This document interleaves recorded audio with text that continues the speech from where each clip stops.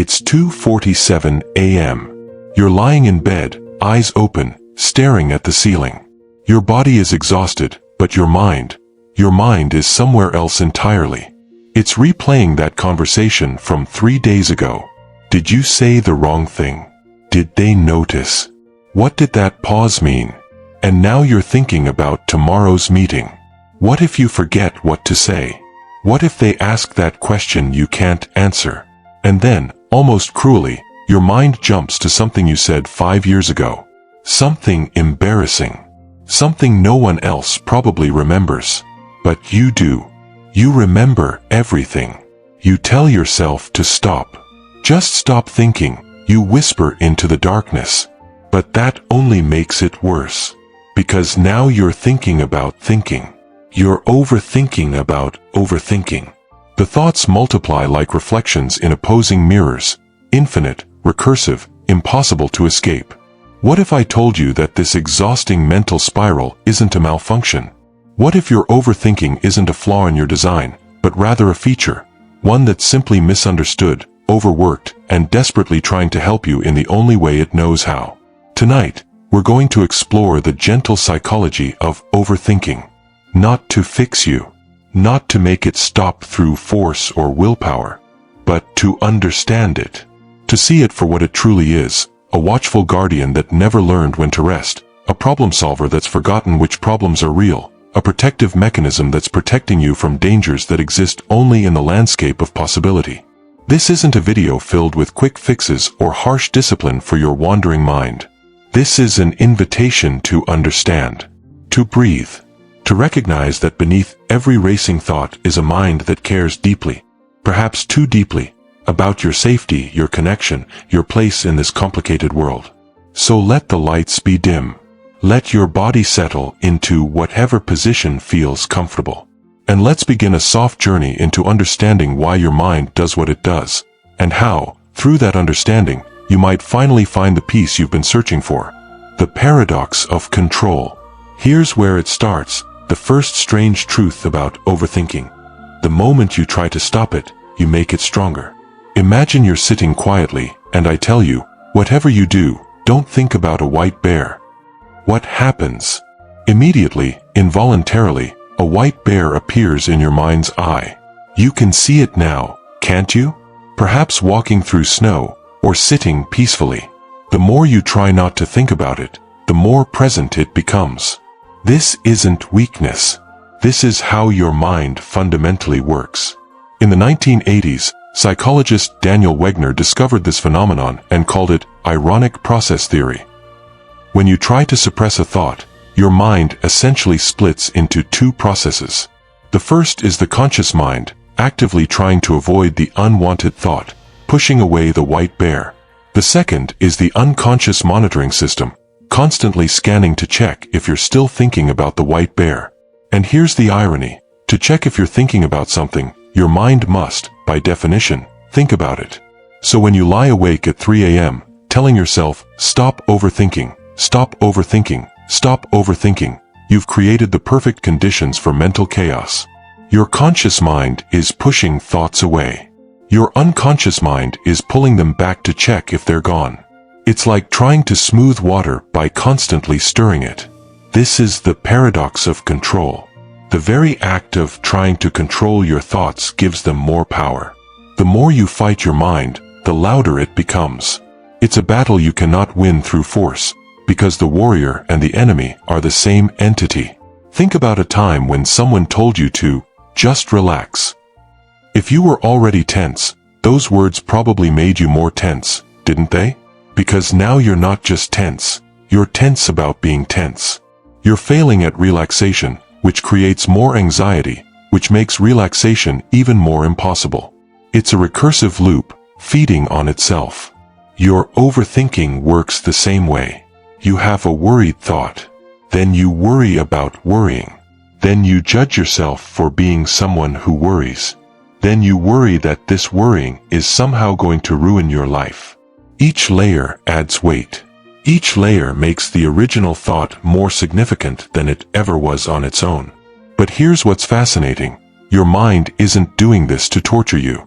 It's doing this because, Somewhere deep in its architecture, it believes that thinking about problems prevents them. That if you can imagine every possible negative outcome, you can somehow prepare for them. That if you replay past mistakes enough times, you'll extract some lesson that will protect you from future pain. Your mind has confused preparation with protection. It thinks that worrying is the same as caring. That anxiety is the same as responsibility. That if you stopped overthinking, something terrible might slip through the cracks. Imagine a security guard who never leaves their post, never sleeps, never takes a break. They're vigilant, dedicated, constantly scanning for threats. But after years of this, they start seeing threats that aren't there. A shadow becomes an intruder. A sound becomes danger. Their exhaustion makes them less effective, not more. They're still trying to protect, but their perception has been distorted by fatigue. This is your overthinking mind. It's a guardian that forgot how to rest. The first step toward peace isn't fighting this guardian. It's understanding what it's guarding against. Most overthinking falls into 3 categories. The past, ruminating on what you did, what you said, how you were perceived, searching for mistakes that might predict future failures. The future, simulating scenarios that haven't happened, might not happen, and often can't happen, trying to prepare for every possibility. The present, analyzing your current thoughts and feelings, trying to figure out if you're okay, if you're normal, if you're thinking the right way. In each case, your mind is trying to solve something. But here's the gentle truth you need to hear. Most of what you overthink about isn't actually solvable through thinking. The past cannot be changed through analysis. The future cannot be controlled through worry. And your present state of mind cannot be fixed through constant self-examination. It's like trying to see your reflection more clearly by staring harder at rippling water. The act of looking disturbs what you're trying to see. So what happens when you stop trying to control it? When you stop fighting the white bear? Something unexpected. Something almost miraculous in its simplicity. When you stop pushing thoughts away, they stop pushing back. When you let the white bear exist, it eventually wanders off on its own. Not immediately. Not because you've mastered some technique. But because thoughts, by their nature, are temporary. They arise. They exist. And they pass away. Unless you grab them. Unless you fight them. Unless you try to control them. This is the paradox of control. The way out is through acceptance, not resistance. The way to quiet your mind isn't to make it stop, but to stop making it try to stop. The watchful mind. Let's go deeper into understanding why your mind overthinks in the first place. Because once you see the mechanism clearly, it becomes less frightening, less overwhelming, almost understandable. Imagine you're walking through a dark forest. Every sound is amplified. A snapping twig sends adrenaline through your system. A rustling in the bushes makes you freeze. Your senses are heightened, your mind is racing through possibilities. Is it dangerous? Should I run? Should I hide? Should I prepare to fight? This hypervigilance kept your ancestors alive. The humans who heard a sound and thought, it's probably nothing, sometimes died when it turned out to be something. The humans who heard a sound and immediately calculated every possible threat, they survived. They passed on their genes. They passed on their watchful, careful, overthinking minds. You are the descendant of overthinkers. It's in your biology. Your brain is designed to prioritize negative possibilities over positive ones because, in terms of survival, it's better to be wrong about danger 100 times than to be wrong about safety once. This is called negativity bias, and it's why your mind finds threats even when you're completely safe in your bed at night. It's why one critical comment can erase 10 compliments. It's why you remember your embarrassing moments with crystal clarity but forget hundreds of successful interactions. Your brain isn't broken. It's just calibrated for a different world, one where threats were immediate and physical. Where a moment of inattention could mean death. Where social exclusion from your tribe meant you wouldn't survive the winter. But you don't live in that world anymore. The threats you face are different now. More abstract. more psychological. Yet your brain still responds as if your survival is at stake when someone doesn't text back immediately. As if your life is in danger when you have to give a presentation. As if exclusion from a social group is equivalent to being left alone in the wilderness. Your overthinking is an ancient alarm system responding to modern triggers. It's a smoke detector going off because you burnt toast, treating it the same as if your house were engulfed in flames. Let me give you a concrete example of how this manifests. You send a message to a friend. They don't respond for 3 hours. Consciously, you know they're probably busy. You know they still care about you. You know that in the grand scheme of your relationship, 3 hours means nothing. But your overthinking mind doesn't see it that way. It sees a potential threat, rejection. And rejection to your ancient brain is serious. So it starts generating questions. Did I say something wrong? Are they mad at me? Are they talking to other people but ignoring me? What does this mean about our friendship? These aren't casual questions. They come with emotional weight, anxiety, tension, an urgent feeling that you need to figure this out right now. That if you can just think about it enough, you'll arrive at certainty. You'll know what's really happening. You'll be safe. But here's what's actually happening. Your mind is creating problems to solve because it feels safer solving problems than sitting with uncertainty. Uncertainty feels dangerous. Not knowing feels like vulnerability. So your mind manufactures scenarios, simulations, possibilities, giving you something concrete to work with, even if that concrete thing is entirely fictional. This is the exhausting irony of overthinking. You're spending real mental energy solving imaginary problems. You're experiencing genuine stress about situations that exist only as possibility. You're suffering today for things that might happen tomorrow, or might have happened yesterday, but aren't happening now. And the saddest part? Your mind is doing this because it cares about you. It's trying to protect you. It's working overtime to keep you safe, connected, accepted. It's scanning for social threats the same way it would scan for predators. It just doesn't realize that not every unknown is dangerous. That uncertainty isn't the same as threat. That you can survive, even thrive, without having all the answers. Think about a child asking, why? After every answer. Why is the sky blue? Because of light scattering. Why does light scatter? Because of the atmosphere. Why do we have an atmosphere? Because of gravity and Earth's formation. But why? Your overthinking mind is that child asking, what if? After every reassurance. What if they're upset? They're probably not. But what if they are? You'll handle it. But what if I can't? You've handled difficult things before. But what if this is different? The questions never end because the goal isn't actually to get answers. The goal is to maintain vigilance. To keep watching. To never be caught off guard. Your mind has confused preparedness with perpetual worry. In psychology, this is related to what's called hypervigilance, a state of constant sensory scanning for threats. It's common in anxiety disorders, PTSD, and high-stress environments.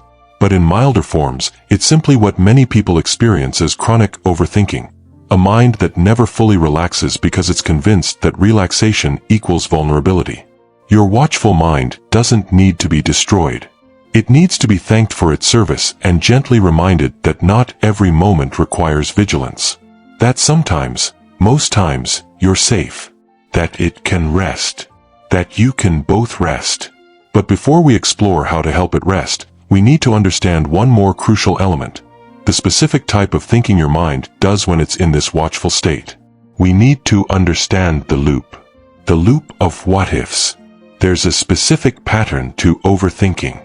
If you pay close attention to your racing thoughts, you'll notice they follow a particular structure. They're not random. They're not chaotic. They're actually quite organized, just organized in a way that keeps you trapped. It starts with a trigger. Something small, often insignificant. You notice your heart beating slightly faster. You remember something you said. You think about something you need to do. And then, almost imperceptibly, your mind asks, what if? What if this feeling means something's wrong with me? What if that person took what I said the wrong way? What if I can't do what I need to do? This is the entrance to the loop. And once you enter, the loop has its own momentum. Let's trace one path. You notice tension in your chest. Your mind says, what if I'm having a heart problem? Now you're paying more attention to your chest. Because you're paying attention, you notice more sensations. Ones that were always there but you filtered out. Now your mind says, see? There is something wrong. What if it gets worse? The anxiety from that thought creates more tension in your chest. More sensations. More evidence that something is wrong. What if I'm ignoring something serious? What if I need to go to the hospital? But you don't want to overreact. What if I go and they say it's nothing? What if I'm wasting their time? What if I'm just anxious and this is all in my head? Now you're trapped between two possibilities. Something is wrong and you're ignoring it, or nothing is wrong and you're being ridiculous. Either way, you lose. Either way, there's something to worry about. This is what psychologists call rumination, repetitive thought patterns that cycle without resolution. It's your mind chewing on the same problem over and over, like trying to digest something indigestible. But here's what makes it especially insidious. Rumination feels productive. It feels like problem solving. There's a sensation of working toward something, of making progress. If I just think about this enough, I'll figure it out. I'll find the answer. I'll be certain. Except you never do. Because the problems you're ruminating about aren't the kind that thinking can solve. Consider this distinction: problems versus situations. A problem has a solution. Your car has a flat tire. That's a problem. The solution is to change the tire or call for help. Thinking about it might help you decide which action to take, but once you have a clear action, further thinking doesn't add value. A situation is something you experience and navigate, but cannot solve through thinking. Your friend might be upset with you. That's a situation. No amount of mental analysis will tell you with certainty what they're feeling or what will happen. You can only wait, communicate, and respond to what actually unfolds. Most overthinking happens when you treat situations as if they're problems. You apply problem-solving thinking to things that cannot be solved through thinking alone. You try to think your way to certainty in areas where certainty doesn't exist. What if they don't like me? Is not a problem you can solve at 3 a.m. It's a situation you navigate through interaction, through time, through living. What if I fail? Is not a problem you can solve through worry. It's a situation you navigate through preparation, through attempting, through learning. What if I made a mistake? Is not a problem you can solve through replaying the memory. It's a situation you navigate through apologizing if needed, learning if possible, and eventually, letting go. But letting go feels dangerous, doesn't it? Because if you stop thinking about it, what if you miss something important? What if the answer was just one more thought away? What if stopping the analysis means you don't care enough? This is how the loop maintains itself. The exit from the loop feels like giving up, like being irresponsible, like inviting disaster. So you stay in the loop. You keep thinking. You keep churning. And the cruelest part is this: the more you overthink, the worse you feel. The worse you feel, the more your mind says, see? Something is wrong. We need to figure out what it is. So you overthink more. The loop tightens. Imagine a Chinese finger trap, those woven tubes you stick your fingers into. The harder you pull, the tighter it grips. The instinct is to pull harder, to force your way out. But the only way to escape is to do something counterintuitive. Push in. Release the tension. Move toward the trap instead of away from it. Overthinking is the same. The way out is not through more thinking. It's through something that feels almost dangerous. Stopping. Allowing. Accepting that some things cannot be thought through to resolution. Let me be clear about what I'm not saying. I'm not saying you shouldn't think about important things.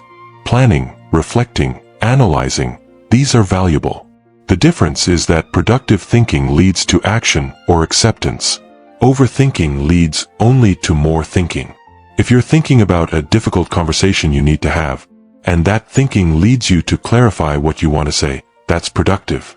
If you're thinking about the same conversation for the 7th hour, imagining 43 different ways it could go wrong, but you're not actually getting clearer or more prepared, that's overthinking. If you're reflecting on a mistake you made, and you identify a pattern or a lesson, that's productive. If you're replaying the same mistake, feeling the same shame, reaching the same conclusion that you're inadequate, and then replaying it again, that's rumination. The loop of what-ifs exists because your mind believes that sufficient analysis will lead to certainty. But in most life situations, certainty is impossible. And the sooner you can make peace with that, the sooner you can accept that you'll have to navigate life with incomplete information, with uncertainty, with the possibility of being wrong, the sooner you can step out of the loop. But that's easier said than done when your mind is exhausted, isn't it? The exhausted guardian. Let me tell you about Sarah. She's not a real person, but she represents something very real, a pattern I've seen countless times, and maybe you'll recognize it in yourself. Sarah is successful. She has a good job, meaningful relationships, a life that from the outside looks quite stable. But every night, around midnight, something happens. Her mind wakes up. It starts innocently enough. She thinks about tomorrow's presentation. She reviews what she wants to say. But then she remembers that last month, she stumbled over a sentence during a different presentation. Someone in the audience looked confused. What if that happens again? What if I forget what to say? What if they think I'm incompetent? Now she's imagining the worst-case scenario. She sees herself frozen at the podium. She feels the humiliation. She thinks about her boss's disappointed face. What if this affects my career? What if I get passed over for promotion? What if I eventually lose my job? She tells herself she's being ridiculous. It's just a presentation. You've done hundreds of these. Stop worrying. But that just makes her start worrying about worrying. Why can't I just be normal? Why do I always do this to myself? What's wrong with me? By 2 a.m., she's no longer thinking about the presentation. She's thinking about why she's the kind of person who can't sleep before presentations. She's thinking about other times she's been anxious. She's wondering if she has an anxiety disorder. She's searching her memory for evidence of whether she's always been this way or if it's getting worse. She's trying to solve the problem of herself. By the time her alarm goes off at 6:30 a.m., she's exhausted. She got maybe 3 hours of broken sleep. And now she has to give the presentation that started this whole spiral, except now she's actually impaired by lack of sleep, which makes her more likely to stumble, which confirms her fears, which makes her more anxious about the next presentation. The cycle perpetuates itself. But here's what Sarah doesn't see, what most overthinkers don't see. Her mind isn't the problem. Her mind is exhausted from trying to protect her from a problem that doesn't exist yet and might never exist. Think of it this way. Sarah's mind is like a parent who never lets their child take any risks. They hover constantly, warning about every possible danger. Don't climb that tree, you might fall. Don't talk to that person, they might reject you. Don't try that new thing, you might fail. The parent thinks they're helping. They think their vigilance is love. But what they're actually doing is teaching the child that the world is dangerous, that they're incapable of handling difficulty, that safety requires constant monitoring of every possible threat. Sarah's mind is that overprotective parent. And Sarah, her conscious present moment self, is the exhausted child who just wants to sleep but can't because someone keeps shaking her awake to warn her about monsters that aren't there. The tragedy is that this protective mechanism, born from care, becomes the source of suffering. Sarah's mind creates the very anxiety it's trying to prevent. It simulates failure to prepare for failure, but the simulation feels like actual failure. The body can't tell the difference between a real threat and an imagined one. The stress is the same. So Sarah lies awake, her heart rate elevated, her cortisol levels rising, her body in fight or flight mode, for a presentation that's 8 hours away. She's living tomorrow's potential suffering today, which means she's suffering twice if things go badly, and suffering once unnecessarily if they don't. And the most heartbreaking part? Sarah is smart. She's self-aware. She knows this is irrational. She can clearly see that her thinking isn't helping. But knowing this doesn't make it stop. Because overthinking isn't a knowledge problem. It's not something you can think your way out of. It's a nervous system pattern, a habit of mind, a well-worn neural pathway that your brain defaults to under stress. Sarah doesn't need more information about why she shouldn't worry. She needs her exhausted guardian to learn that it's safe to rest. She needs her watchful mind to discover, through experience, that terrible things don't happen when it lowers its guard. She needs to retrain a system that's been on high alert for so long that it's forgotten what baseline feels like. And this is where we arrive at perhaps the most important part of our journey together. Understanding how to work with this exhausted guardian. How to help it rest. How to gently, gradually teach it that not every moment requires vigilance. Not through force. Not through discipline. But through something softer. Something more sustainable. Something rooted in compassion rather than control. When thoughts become suffering, there's a moment that happens when you've been overthinking for a while. Maybe hours, maybe days, maybe years, when something shifts. The thoughts themselves become secondary. What you're really experiencing is exhaustion. Mental fatigue.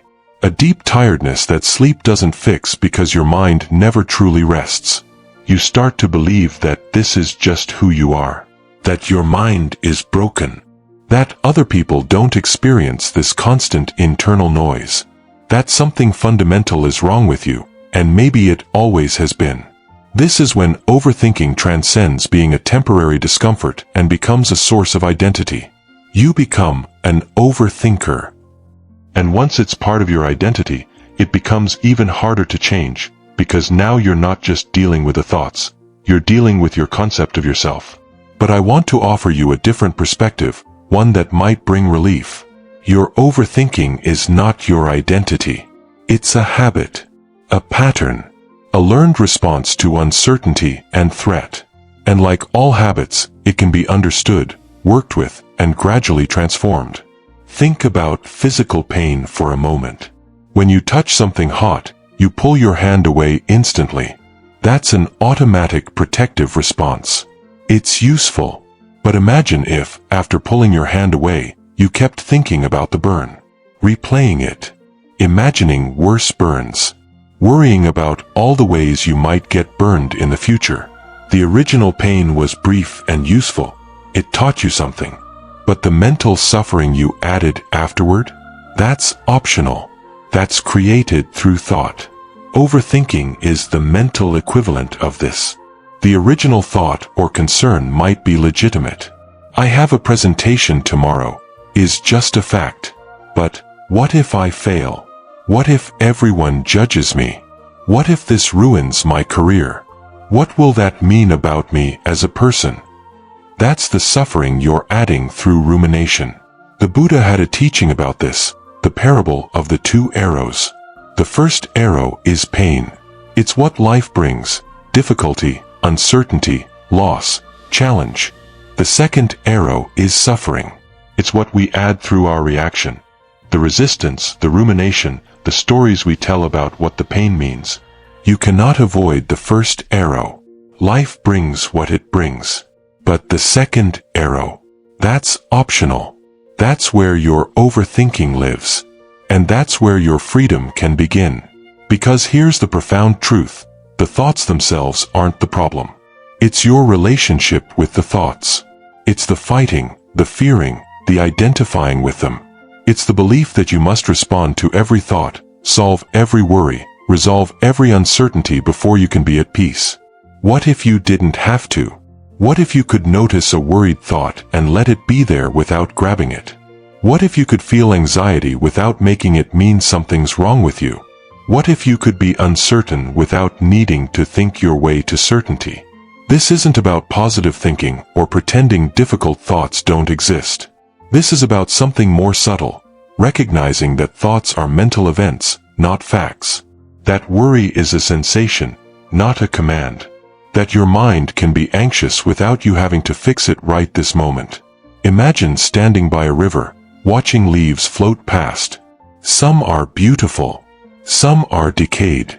But you don't jump in the river to grab them or push them away. You simply watch them pass. They come. They exist for a moment in your field of vision. They move on. Your thoughts are those leaves. And you are not the river. You're the awareness watching it all. This might sound abstract or philosophical, but this shift in perspective, from being your thoughts to observing your thoughts, is one of the most powerful changes a person can make. It's the difference between drowning and standing on the shore. So how do we get there? How do we move from being trapped in the loop to watching it with gentle awareness? The path to quiet. If you're still with me, if you've journeyed through this understanding of your overthinking mind, then you're ready for what comes next. Not techniques, not tricks, but a fundamental shift in how you relate to your own mental experience. The path to quiet doesn't start with silencing your mind. It starts with listening to it differently. First, practice recognition. The next time you notice you're overthinking, pause. Don't judge it. Don't try to stop it. Simply recognize it.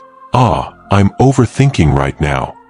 That small moment of recognition creates a gap, a space between you and the thoughts.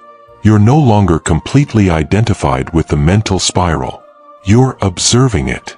This might seem insignificant, but it's revolutionary. It's the difference between I am anxious and I'm noticing anxiety. One is identity. The other is observation. One feels permanent. The other feels temporary. Second, thank your mind. I know this sounds strange, possibly even offensive when your mind is tormenting you at 3 a.m. But stay with me. Your mind is trying to protect you. It's working overtime to keep you safe, even if its methods are exhausting and counterproductive. So when you notice overthinking, try this. Thank you, mind, for trying to keep me safe. I appreciate your effort. But right now, I'm okay. Right now, I'm safe. You can rest. This isn't magic. Your overthinking won't immediately stop. But you're beginning to change the relationship from adversarial to collaborative. You're treating your mind as an overworked friend who needs reassurance, not as an enemy to defeat. Third, return to sensation. Your overthinking exists in mental time, in the imagined past or future. But your body exists only in the present. So when thoughts spiral, bring attention to physical sensation. The weight of your body against the bed. The temperature of the air. The rhythm of your breath. You're not trying to stop thinking. You're giving your attention something else to rest on. Gently, without force. Like redirecting a child's attention from something frightening to something neutral. Breathe in. Notice the sensation. Breathe out. Notice the sensation. The thoughts will continue. Let them. You're not fighting them anymore. You're just choosing where to place your attention. And gradually, with practice, the thoughts will quiet on their own. Not because you forced them to, but because you stopped feeding them with your struggle. Fourth, embrace uncertainty. This is perhaps the hardest but most liberating practice. Most overthinking is an attempt to eliminate uncertainty. To know for sure. To be certain about what will happen, what happened, what someone thinks, what something means. But uncertainty is the texture of life. You will never have complete certainty about most things that matter. And that's okay. That's not a flaw in your existence. That's the human condition. We navigate with incomplete information. We make choices without guarantees. We love without knowing if we'll be hurt. We try without knowing if we'll succeed. Your overthinking mind wants to simulate every possibility before acting. But life doesn't work that way.